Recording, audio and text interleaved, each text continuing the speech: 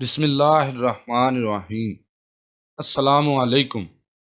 میوجا voice کے معزز خواتین و حضرات، ہم امید کرتے ہیں کہ آپ خیریت سے ہوں گے۔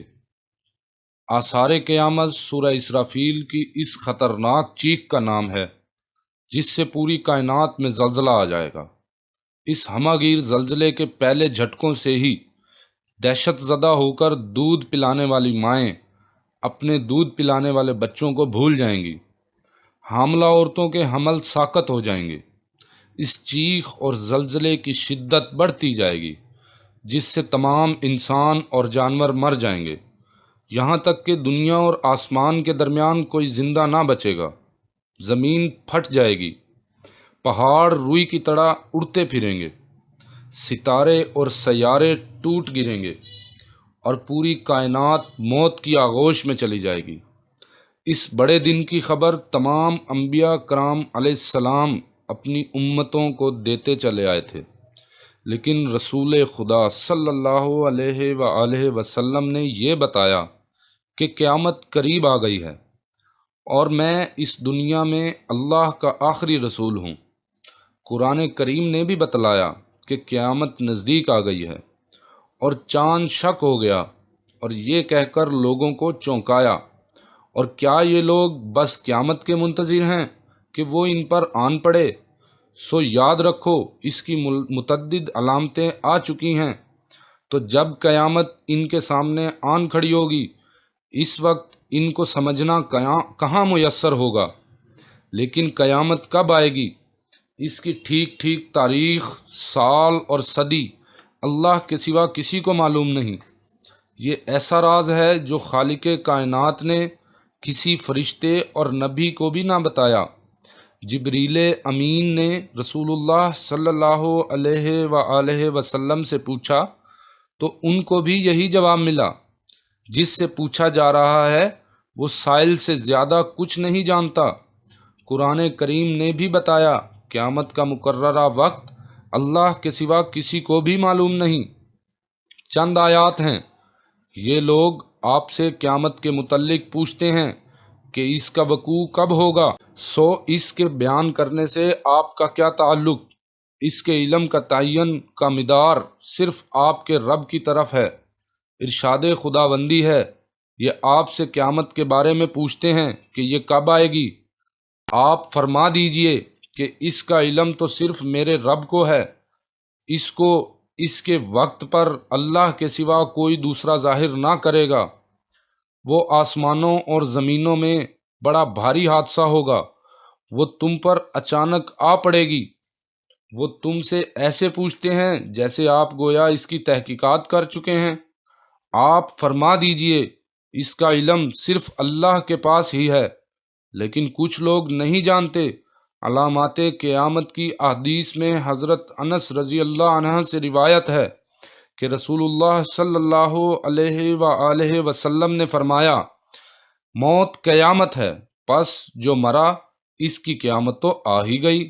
حضرت جابر رضی اللہ عنہ فرماتے ہیں کہ میں نے رسول اللہ صلی اللہ علیہ وآلہ وسلم کو یہ فرماتے ہوئے سنا ہے کہ میری امت میں ایک جماعت یوم قیامت تک سر بلندی کے ساتھ حق کے لیے برسر پیکار رہے گی۔ اس سے معلوم ہوتا ہے کہ مومنین کی ایک ایسی جماعت روز قیامت تک زندہ رہے گی، مگر احادیث میں صراحت ہے کہ قیامت سے پہلے تمام مومنین کو موت آ جائے گی اور قیامت کے دن کوئی مومن زندہ نہ ہوگا۔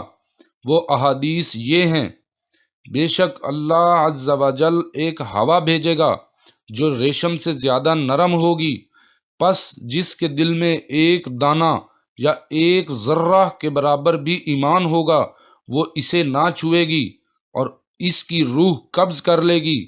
قیامت نہ آئے گی جب تک یہ کیفیت نہ ہو جائے کہ زمین میں اللہ اللہ نہ کہا جائے۔ قیامت نہیں آئے گی مگر صرف بدترین لوگوں پر۔ قیامت کی علامات کبریٰ میں سے آخری علامت آگ کا نکلنا ہے۔ قیامت کا سور پھونکے جانے سے پہلے زمین پر بت پرستی اور کفر پھیل جائے گا۔ اللہ تعالی کی طرف سے لوگوں کے شام میں جمع ہونے کے اسباب پیدا ہوں گے، شام میں حالات اچھے ہوں گے، لوگ وہاں کا رخ کر لیں گے۔ پھر یمن سے ایک آگ نکلے گی جو لوگوں کو ارض محشر کی طرف ہانکے گی۔ جب سب لوگ ملک شام میں پہنچ جائیں گے تو یہ آگ غائب ہو جائے گی۔ اس کے بعد عیش و آرام کا زمانہ آئے گا، لوگ زندگی بسر کر رہے ہوں گے۔ کچھ عرصہ اسی حالت میں گزرے گا کہ اچانک ایک قیامت قائم ہو جائے گی۔ حضرت ابو سریحہ رضی اللہ عنہ سے روایت ہے کہ رسول اللہ صلی اللہ علیہ وآلہ وسلم بالا خانہ میں چیلے اور ہم مشق کے نیچے باتیں کر رہے تھے۔ میرا خیال ہے کہ رسول اللہ صلی اللہ علیہ وآلہ وسلم نے فرمایا، جہاں یہ لوگ جائیں گے آگ بھی وہیں جائے گی، اور جہاں یہ لوگ قیلولہ کریں گے آگ بھی وہیں رکے گی۔ ایک حدیث میں یوں ہے کہ وہ ایک ایسی آگ ہوگی جو یمن کے مشہور شہر عدن کے آخری کنارے سے نمودار ہوگی اور لوگوں کو ہانک کر ارض حشر کی طرف لے جائے گی۔ ارض حشر سے مراد ملک شام کا وہ علاقہ ہے جہاں وہ آگ لوگوں کو لے جا کر چھوڑے گی۔ ایک روایت میں یہ بھی منقول ہے کہ وہ آگ حجاز کی سرزمین سے نمودار ہوگی۔ حضرت ابو ہریرہ رضی اللہ عنہ سے روایت ہوتی ہے کہ رسول اللہ صلی اللہ علیہ وآلہ وسلم نے فرمایا، کیا قیامت اس وقت تک قائم نہیں ہوگی یہاں تک کہ سرزمین حجاز سے ایسی آگ ظاہر نہ ہو جائے جس سے بصرہ کے اونٹوں کی گردنیں روشن ہو جائیں؟ جبکہ حدیث میں اس کا بھی یمن کی جانب سے نمودار ہونا بیان کیا گیا ہے۔ اس بارے قاضی ایاز نے فرمایا کہ ہو سکتا ہے قیامت کی نشانی کے طور پر جس آگ کا ذکر کیا گیا ہے وہ ایک نہیں دو ہوں، اور وہ دونوں لوگوں کو ہانک کر ارض حشر یعنی ملک شام کی طرف لے جائیں گی۔ اور یہ بھی ممکن ہے کہ وہ آگ تو ایک ہی ہوگی جو ابتدا میں یمن کی جانب سے نکلے گی، لیکن اس کا ظہور حجاز کی سرزمین سے ہوگا۔ اس موقع پر اس بات کی وضاحت بھی ضروری ہے کہ اس سلسلہ میں صحیح بخاری کی جو روایت ہے اس میں یہ فرمایا گیا ہے کہ قیامت کی علامتوں میں سب سے پہلی علامت وہ آگ ہوگی جو لوگوں کو مشرق کی طرف سے گھیر کر ہانک کر مغرب کی طرف لے جائے گی، جبکہ حقیقت میں وہ آگ سب سے آخری علامت ہوگی، جیسا کہ حدیث میں مذکور ترتیب سے بھی واضح ہوتا ہے۔ اور صحیح بخاری کی روایت میں آگ کو جو سب سے پہلی علامت قرار دیا گیا ہے وہ اس اعتبار سے ہے کہ آگ قیامت کی ان نشانیوں میں سے سب سے پہلی نشانی ہوگی جس کے بعد دنیا کی چیزوں میں سے کوئی چیز بھی باقی نہ رہے گی، بلکہ ان نشانیوں کے وقوع پذیر ہونے کے ساتھ ہی سور پھونکا جائے گا۔ ان کے برخلاف حدیث میں جن نشانیوں کا ذکر کیا گیا ہے ان میں سے ہر ایک نشانی کے بعد بھی دنیا کی چیزیں باقی رہیں گی۔ ایک ایسی ہوا کا بھی ذکر کیا گیا ہے جو لوگوں کو سمندر میں پھینک دے گی۔